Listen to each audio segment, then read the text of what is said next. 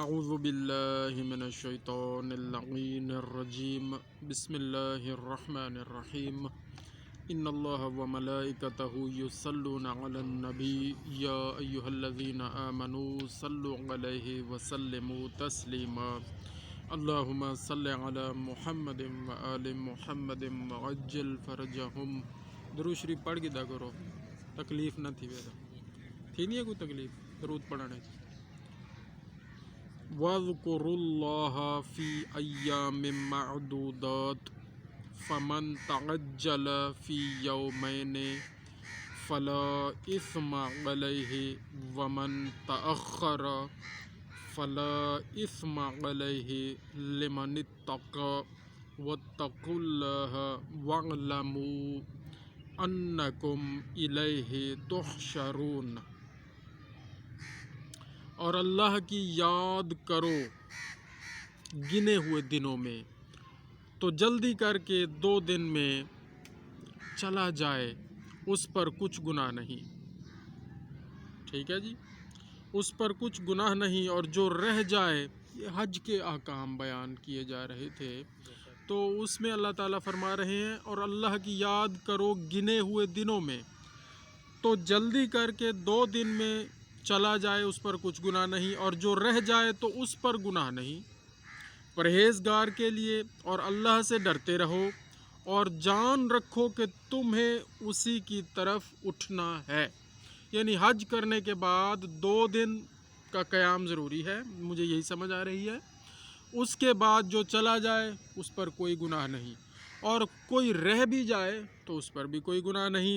وَمِنَ النَّاسِ مَن يُعْجِبُكَ قَوْلُهُ فِي الْحَيَاةِ الدُّنْيَا وَيُشْهِدُ اللَّهَ عَلَى مَا فِي قَلْبِهِ وَهُوَ أَلَدُّ الْخِصَامِ۔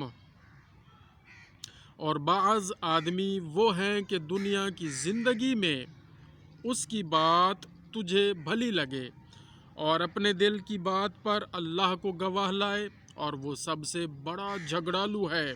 وَإِذَا تَوَلَّى سَعَىٰ فِي الْأَرْضِ لِيُفْسِدَ فِيهَا وَيُهْلِكَ الْحَرْثَ وَالنَّسْلَ وَاللَّهُ لَا يُحِبُّ الْفَسَادَ۔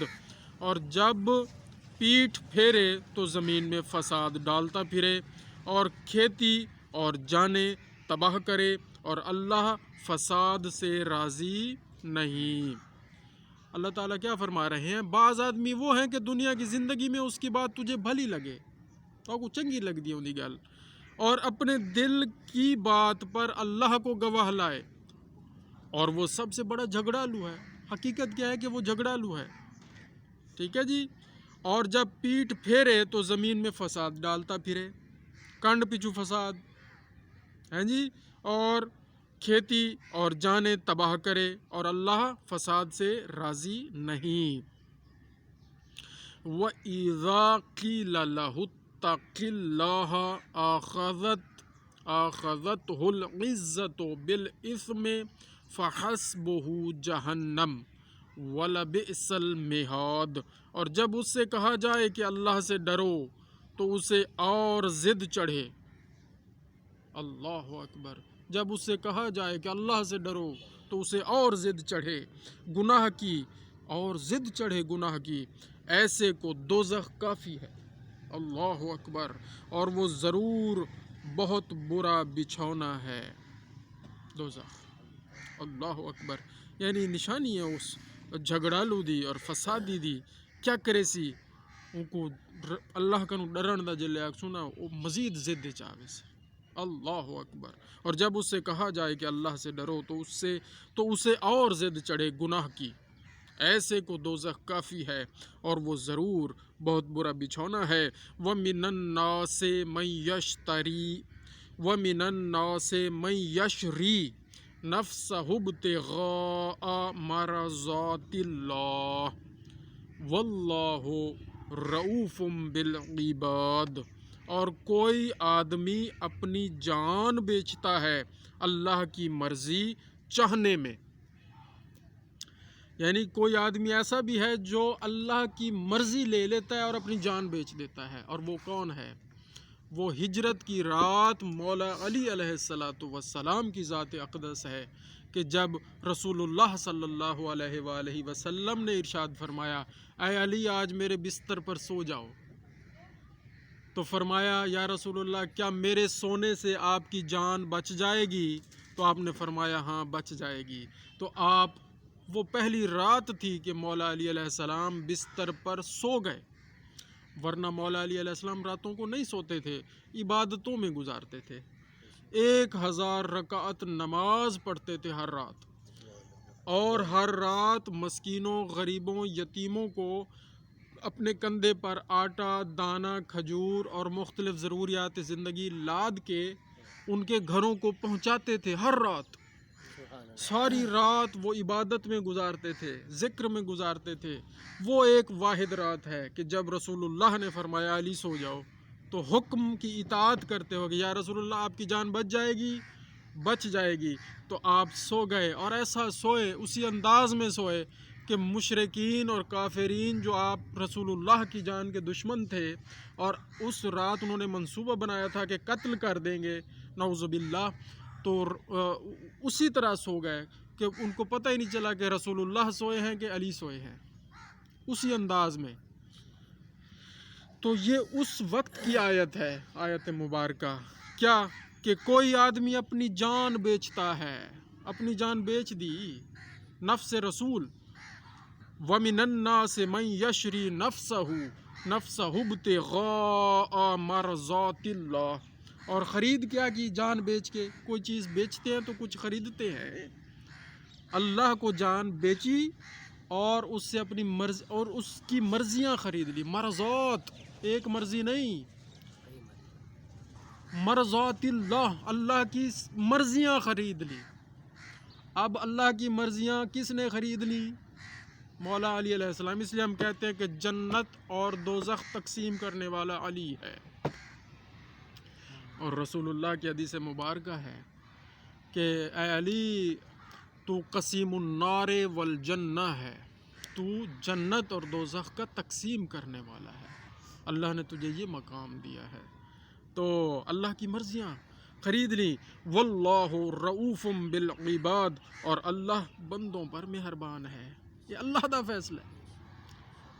ہن کوئی آکھے کہ مولا علی دی شان کیوں پڑھ دے وے، بھائی اللہ دا فیصلہ ہے، اللہ پڑھدا پہ، اساڑا کہ قرآن کریم پڑھو۔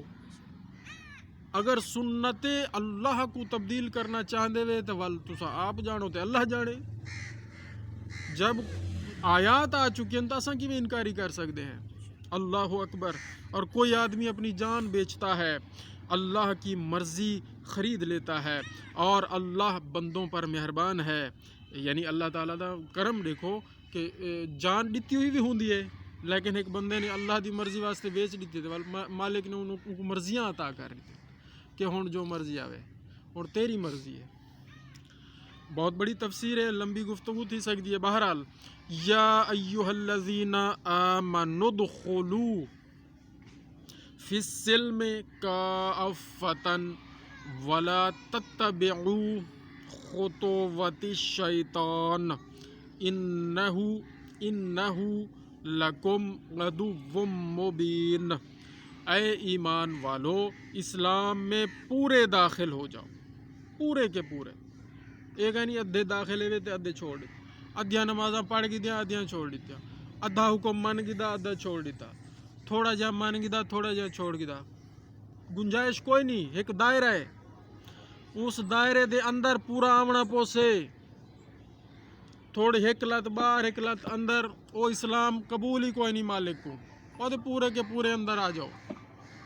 اے ایمان والو، اسلام میں پورے داخل ہو، اور شیطان کے قدموں پر نہ چلو، بے شک وہ تمہارا کھلا دشمن ہے، بے شک وہ تمہارا کھلا دشمن ہے۔ تو لہٰذا مسلمانوں کا دشمن ایک ہی ہے، سب مسلمانوں کا، مومنین مومنات، سب مسلمین مسلمات کا دشمن صرف ایک ہے، اور وہ ہے شیطان، جس کا ذکر اللہ پاک نے قرآن کریم میں کہہ دیا کہ انہ لکم عدو مبین، بے شک وہ تمہارا کھلا دشمن ہے۔ اور ہمیں بھی چاہیے کہ ہم اسے دشمن سمجھیں، اور دشمن کو جب تک دشمن نہ سمجھیں گے اس کی چالوں سے ہم کیسے اپنے آپ کو بچائیں گے؟ دشمن کو دشمن سمجھیں گے تو اس سے محفوظ رہیں گے، جب تک اس کو دشمن ہی نہیں سمجھیں گے تو وہ تو اپنا کام کرتا رہے گا۔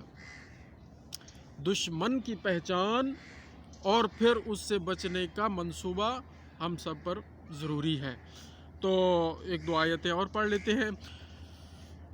فَإِن زَلَلْتُم مِّن